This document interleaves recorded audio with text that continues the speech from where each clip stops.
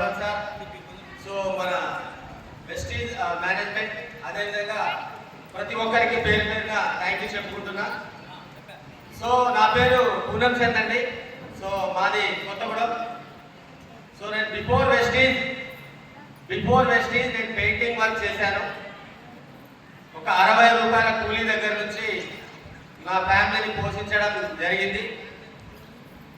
So నేను ఒక 10th class fail పర్సన్ని, ఒక 10వ తరగతి ఫెయిల్ పర్సన్ని. సో నాకు 10th క్లాస్ ఫెయిల్ అయిన వ్యక్తికి ఎటువంటి అవకాశాలు ఉండవు. బట్ నా ఫ్యామిలీని పోషించడానికి ఏదో ఒక పని చేయాలి నేను ఖచ్చితంగా. ఆ విధంగా నేను పెయింటింగ్ వర్క్ చేయడం స్టార్ట్ చేశాను. సో తెలుగు మీడియం ఫెయిల్ అయి నా లైఫ్ ఇంత దరిద్రంగా ఉంది. సో నాకు 2 పిల్లలు, వాళ్ళ లైఫ్ బాగుండాలి అంటే నేను ఏదో ఒకటి చేయాలి, కష్టపడాలి, వాళ్ళకి మంచి ఎడ్యుకేషన్ ఇప్పించాలి, ఇంగ్లీష్ మీడియం చదివించాలి అనే ఒక గోల్తో సో నేను కష్టపడడం స్టార్ట్ చేశాను. కానీ వాళ్ళకి ఇంగ్లీష్ మీడియం చదివించాను కానీ బట్టకి పొట్టకి తప్ప ఇంకా వేరే ఏది ఫుల్ఫిల్ అవ్వట్లేదు. ఇల్లు కూడా లేదండి నాకు.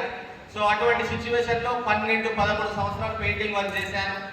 నాకున్న ఆలోచన ప్రకారం ఏదైనా బిజినెస్ చేస్తే బిజినెస్లో డబ్బు ఉంటుందని అర్థమై కొంతమంది ఇచ్చిన సలహాలను తీసుకొని ఎండి చేపలు అమ్మడం స్టార్ట్ చేశాను.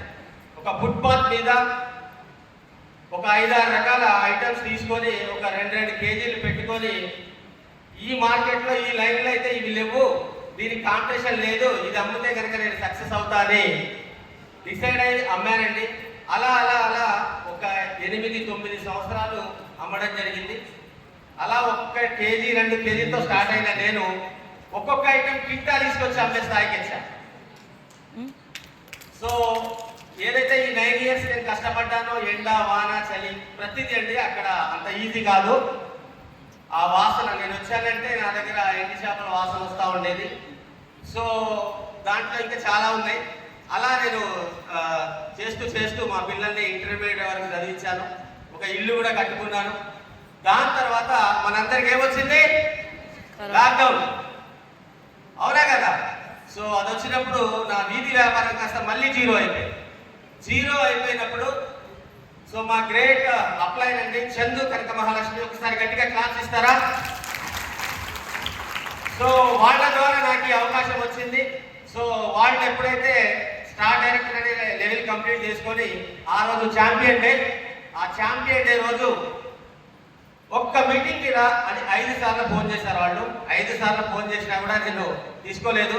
అలా ఆ మీటింగ్కి వచ్చి ఫోన్ స్విచ్ ఆఫ్ చేసుకొని సో నేను ఎలా వచ్చానండి? 0. మళ్ళీ 0 అయి వచ్చాను ఆ మీటింగ్కి. ఎప్పుడైతే ఆ 0 అయి వచ్చానో ఒకటే ఒక మాట చెప్తా, ఆకలిగా ఉన్న వ్యక్తి పచ్చడి మెతుకుతో పెట్టినా తింటారు, అవునా కదా?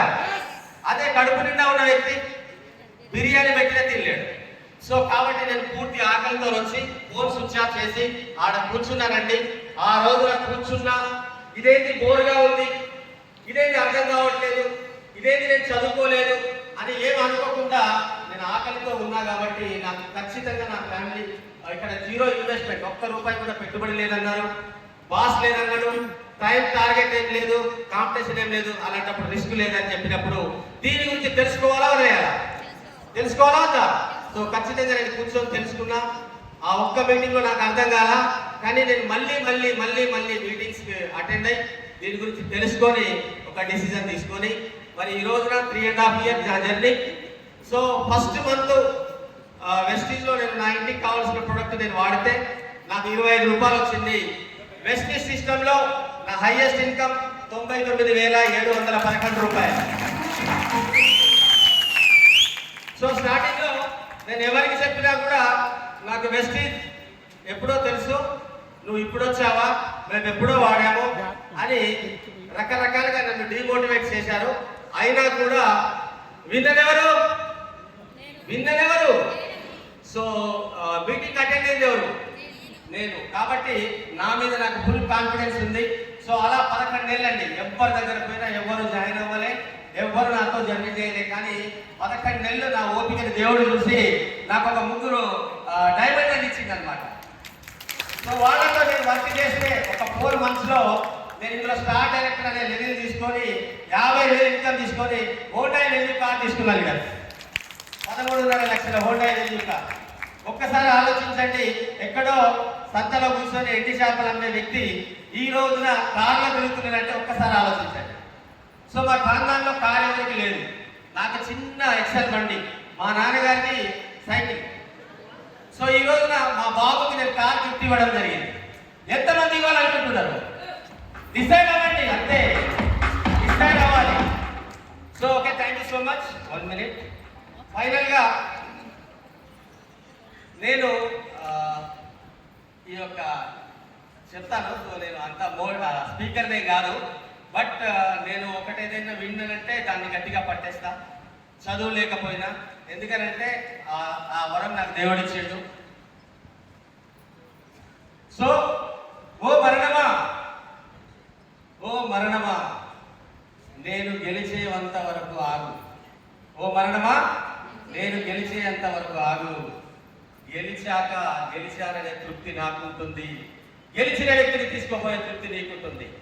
సమయం లేని మిత్రమా, ప్రతి ఒక్కరు కూడా ఈ వెస్టేజ్ సిస్టమ్ లో నిలబడి మీరంటే ఏంటో ప్రూవ్ చేసుకోవాలని నేను మనస్ఫూర్తిగా కోరుకుంటున్నాను. వెస్టేజ్ లో సక్సెస్ అయ్యే పోతా, ఇందులో డౌటే లేదు. Any doubt? సో ఫైనల్ గా నేను బూట్ క్యాంప్ ప్రమోషన్ ఒక గొప్ప లీడర్ కొన్ని మాటలు నేను పట్టేశాను అనమాట. మీరందరూ వీడియోలో అవి చూస్తారో లేదో నాకు తెలియదు, కానీ ఒక బ్రదర్ తన సిస్టర్ కి బూట్ క్యాంప్ ని ఎలా ప్రమోషన్ చేశారు, ఈ మాట మీరు నాకైతే హార్ట్ టచ్ అయింది.